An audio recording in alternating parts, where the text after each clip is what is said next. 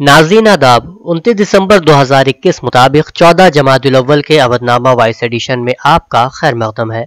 अवधनामा में शाया अहम खबरों के मुताबिक वज़ीर-ए-आज़म नरेंद्र मोदी ने मंगल के रोज Indian institute of technology Kanpur के कन्वोकेशन की तकरीब में तलबा को जिंदगी में कामयाबी के शॉर्टकट तलाश करने से बचते हुए सहूलियात वाले रास्तों का इंतखाब करने के बजाय चैलेंजेस को कबूल करने का मशवरा दिया। उन्होंने तलबा को मशवरा दिया कि आप चाहें या ना चाहें जिंदगी में चैलेंजेस जरूर पेश आएंगे। जो लोग इनसे भागते हैं वो इनका शिकार बन जाते हैं।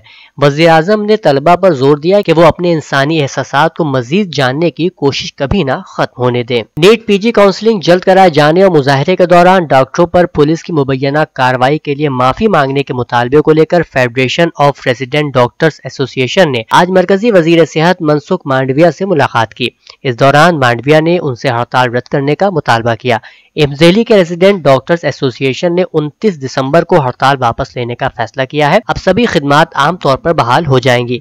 मीटिंग के बाद मांडविया ने कहा कि मैंने सभी रेजिडेंट डॉक्टरों के साथ मीटिंग की। हम अभी काउंसलिंग नहीं करा सकते क्योंकि मामला सुप्रीम कोर्ट में जेर गौर है। मामले की समाअत 6 जनवरी को है। उम्मीद की जा रही है कि नीट पीजी काउंसलिंग जल्द शुरू हो जाएगी। मरकजी वजारत सेहत और खानदानी बहबूद ने मंगल के रोज कोविड इन्फेक्शन के इलाज के लिए 3 मजीद दवाओं के इस्तेमाल को मंजूरी दे दी है। मिस्टर मनसुख मांडविया ने कहा है कि वजीर आज़म नरेंद्र मोदी की क़यादत में कोविड के खिलाफ जंग तमाम महाजों पर लड़ा जा रहा है। तीनों अद्वियात की मंजूरी से कोरोना के खिलाफ आलमी जद्दोजहद को तक़वियत मिलेगी। वहीं कौमी दारुल हुकूमत दिल्ली में कोरोना इन्फेक्शन के बढ़ते हुए यौमिया केसेस के मद्देनजर दिल्ली हुकूमत ने ब्लू अलर्ट जारी किया है, जिसके तहत बुध से स्कूल, कॉलेजेस और कोचिंग सेंटर बंद रहेंगे। क्रेडिट रेटिंग एजेंसी यानी ICRA ने कोविड-19 वायरस की नई किस्म ओमिक्रॉन के बढ़ते खतरे के दरमियान 2021 और 22 और 2022 और 23 दोनों ही साल में हिंदुस्तान की इक्तिसादी नमू 9% रहने का अंदाजा लगाया है। रेटिंग एजेंसी का अंदाजा है कि वबा की वजह से 2020 से 2023 के दौरान हिंदुस्तानी मईशत को मजमूई तौर पर 29 लाख करोड़ रुपए का नुकसान होगा। इसका कहना है कि ओमिक्रॉन के सबब पाबंदी लगाई जाती है तो माशी हालात में बेहतरी का अमल कुछ अरसे के लिए मुतासिर हो सकता है। एक और खबर के मुताबिक हिंदुस्तानी क्रिकेट टीम के साबिक कप्तान और BCCI सदर सौरभ गांगुली कोरोना पॉजिटिव पाए गए हैं। कोरोना से मुतासिर होने पर उन्हें कोलकाता के प्राइवेट अस्पताल में भर्ती करा दिया गया है। गांगुली को कोरोना होने की खबर गुज़िश्ता रात पता चली जब उनका टेस्ट रिजल्ट पॉजिटिव आया।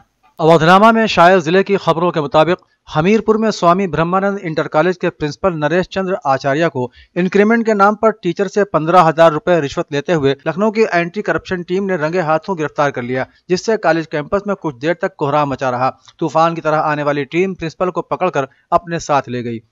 वाज़ेह है कि कॉलेज में शुगर सिंह केमिस्ट्री के तर्जुमान के तौर पर काम कर रहे हैं। उन्होंने बताया कि जुलाई 2021 का सालाना इंक्रीमेंट लगाने के एवज प्रिंसिपल ने 15,000 रुपए का मुतालबा पूरा करने की बातें कई मरतबा की। शुगर सिंह ने एंटी करप्शन टीम की तरफ से दिए गए 15,000 रुपए पाउडर लगाकर प्रिंसिपल के हवाले कर दिए। उसके बाद टीम प्रिंसिपल के कमरे में दाखिल हुई और उन्हें वहां नोटों के साथ गिरफ्तार कर लिया। मिर्जा असदुल्ला खां गालिब के यौम विलादत के सिलसिले में अलीगढ़ में एक अदबी नशिस्त का इनेकाद अमल में आया, जिसकी सदारत डॉक्टर इलियास नवेद गन्नौरी ने की। मेहमान खुसूसी की हैसियत से प्रोफेसर सगीर अफराहीम और मेहमान जी वकार की हैसियत से डॉक्टर रजी अमरोहवी प्रोग्राम में शामिल हुए। इस मौके पर सहमाही तहरीक अदब बनारस के ताज़ा शुमारे का इजरा भी अमल में आया। इस सिलसिले से प्रोफेसर सगीर अफराहीम ने रिसाले और रिसाले के मुदीर जावेद अनवर बनारसी के हवाले से गुफ्तगू करते हुए कहा कि जावेद अनवर इस रिसाले के जरिए से उर्दू अदब की बहुत खिदमत अंजाम दे रहे हैं। इस बार उन्होंने रिसाले को गालिब के हवाले से मुज़य्यन किया है। इसमें उन्होंने गालिब से मुताल्लिक़ तहक़ीक़ी मज़ामीन शाये किए हैं, जिससे अहले अदब को निहायत फैज़ हासिल होगा। संभल में कांग्रेस के यौम तासीस के मौके पर जिला कांग्रेस कमेटी ने एक प्रोग्राम का इनेकाद किया, जिसमें कांग्रेस की पॉलिसी को घर घर पहुँचाने का अज़्म किया गया। शहर सदर तौक़ीर अहमद ने अपनी इफ्तिताही तकरीर में कहा कि कांग्रेस के क़याम का मकसद मुल्क की आज़ादी के साथ साथ तरक्की और एक मुत्तहिदा समाज तामीर करना था। उन्होंने कहा कि कांग्रेस ने हमेशा पाक साफ समाज की तामीर की कोशिश की और आज भी वो इस राह पर गामजन है। उन्होंने मुल्क में अदम रवादारी में इजाफे को लेकर मोदी सरकार के वजीरों को भी तनकीद का निशाना बनाया। एक मरतबा फिर मुल्क में बढ़ते हुए कोरोना वायरस की नई किस्म ओमिक्रॉन के मद्देनजर सरकार ने सख्त पाबंदियां और गाइडलाइन पर अमल दरामद को जरूरी करार दिया है, जिसके पेश नजर आलमी शोहरत याफ्ता दीनी दरसगाह दारुल उलूम देवबंद के दारुल इकामा के नाजिम आला मौलाना मुनीरुद्दीन कासिमी की जानिब से जारी ऐलान में कहा गया है कि तमाम तलबा अजीज को मुत्तला किया जाता है कि कोरोना की नई लहर की वजह से रात में 11 बजे से सुबह 5 बजे तक पूरे उत्तर प्रदेश और देवबंद में भी कर्फ्यू नाफिज किया गया है। इसलिए तलबा अजीज अपने कमरों में रहकर मुताले और मुज़ाकरा مذاکرے میں مشغول رہیں اور احاطے کے باہر نہ جائیں۔ واضح ہے کہ وزیر اعظم نریندر مودی نے بھی قوم سے کیے گئے اپنے خطاب میں تمام شہریوں سے کووڈ گائیڈ لائن پر عمل کرنے اور احتیاطی تدابیر اختیار کرنے کی اپیل کی ہے۔ سنبھل سے ڈاکٹر منور تابش کی اطلاع کے مطابق اردو کے معروف نقاد، عالمی شہرت یافتہ محقق، ممتاز شاعر اور مہاراجہ ہریش چندر کالج مراد آباد کے سابق صدر شعبہ اردو ڈاکٹر صابر حسین سنبھلی کا اچانک انتقال ہو گیا ہے۔ ان کی شخصیت پر اپنے خیالات کا اظہار کرتے ہوئے پروفیسر عارف حسن خان نے کہا کہ صابر سنبھلی نے زندگی بھر اردو زبان و ادب کی بے لوث خدمات انجام دی۔ ان کی بہت سی کتابیں منظر عام پر آ چکی ہے جن سے اہل ادب مستفید ہو رہے ہیں۔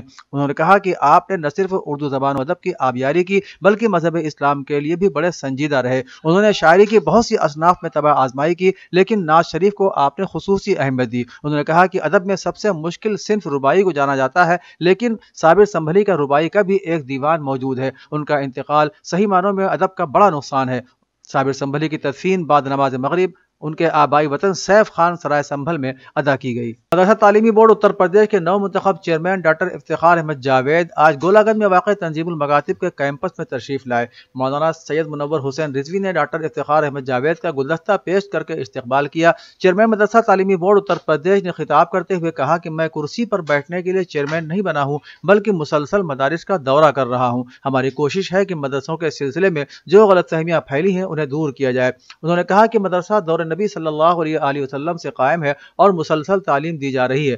اگر یہ مدرسے نہ ہوتے تو نہ جانے ہم کہاں ہوتے۔ انہوں نے کہا کہ نبی کریم صلی اللہ علیہ وسلم نے فرمایا کہ علم حاصل کرو چاہے جین جانا پڑے۔ مطلب یہ ہے کہ تعلیم حاصل کرنے میں محنت کی جائے، زحمتیں اور صعوبتیں برداشت کی جائیں اور علم جہاں سے ملے لے لیں، دین، مذہب اور مسلک کو نہ دیکھا جائے۔ پروفیسر وسیم اختر کی قیادت میں انٹرنیشنل یونانی فورم کے زیر اہتمام ریلیف اسپتال میں گزشتہ 5 دنوں سے ہجامہ پروگرام جاری تھا۔ ہجامہ کے شہرت یافتہ ڈاکٹر شاہد نے ملک کے مختلف اضلاع سے آئے ہوئے ڈاکٹروں کو مسلسل 5 دنوں تک تربیت دی اور ہجامہ کی بنیادوں سے متعارف کرایا، عملاً ہجامہ کرانے کا موقع فراہم کیا اور اپنی نگرانی میں تمام تربیت لینے والے ڈاکٹروں کو ہجامہ کرنے کے طریقوں سے بھی واقف کرایا۔ اس موقع پر پروفیسر وسیم اختر نے اپنے خطاب میں تربیت حاصل کرنے والے تمام افراد کو مبارکباد پیش کی۔ ڈاکٹر مبشر نے کہا کہ حدیث کے مطابق ہجامہ 70 سے زائد بیماریوں کا مؤثر علاج ہے۔ واضح ہو کہ اس تربیتی کیمپ میں تقریباً 100 ڈاکٹروں نے شرکت کی جس میں خواتین کی بھی بڑی تعداد میں شمولیت رہی۔